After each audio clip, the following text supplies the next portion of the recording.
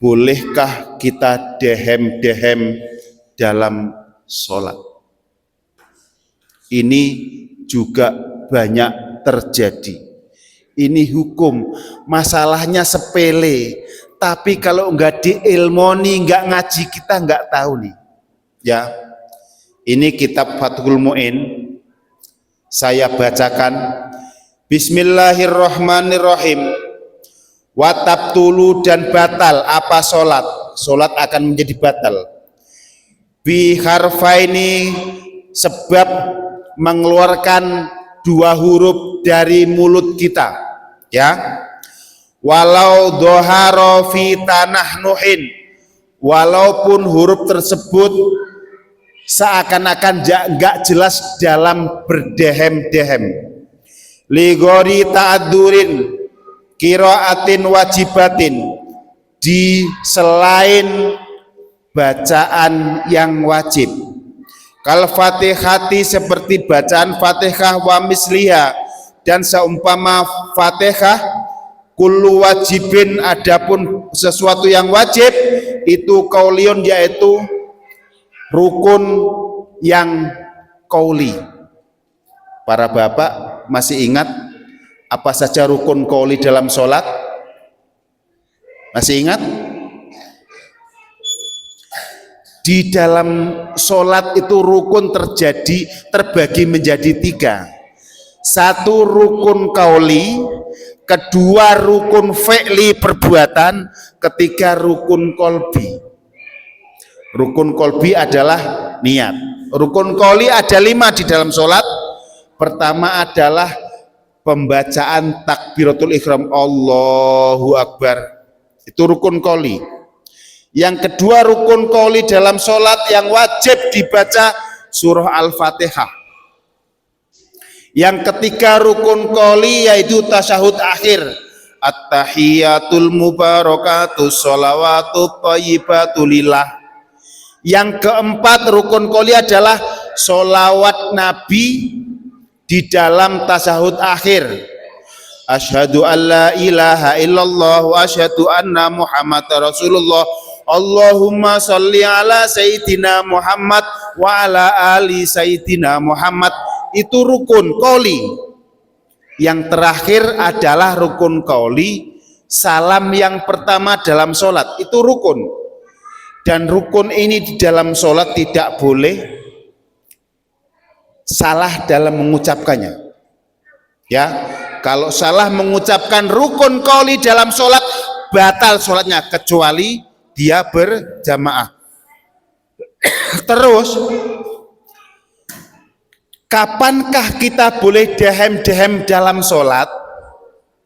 Ya, Imam Syafi'i menerangkan di dalam kitab ini, kita boleh dehem dalam sholat yang dehemnya dengan membuka mulut, dengan syarat kita tidak bisa sempurna mengucapkan rukun qauli dalam sholat.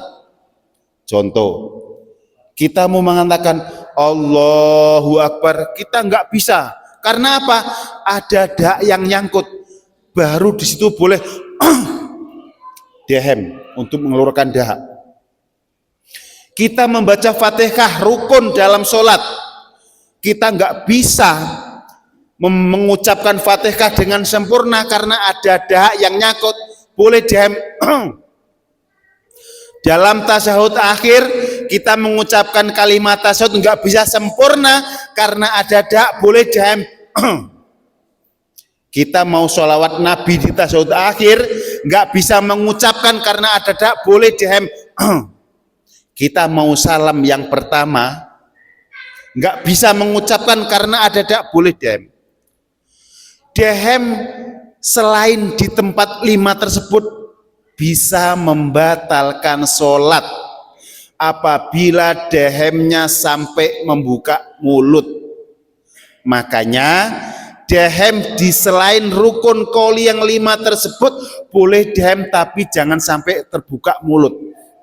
Itu boleh, karena kita dehem sambil membuka mulut itu sama dengan kita mengeluarkan huruf di dalam sholat. Di dalam sholat kita tidak boleh mengucapkan huruf apapun kecuali bacaan yang ada dalam sholat. Paham ya? Ini penting Bapak Ibu.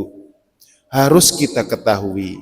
Sampai dehem pun diatur oleh Rasulullah Shallallahu Alaihi Wasallam. Dan bagaimana caranya kalau kita pengen dehem karena ada yang nyangkut? Di dalam bacaan sunnah yang bukan rukun, tidak apa-apa bacaannya tidak sempurna secara lafdiyah, secara harfiah nggak sempurna nggak apa-apa.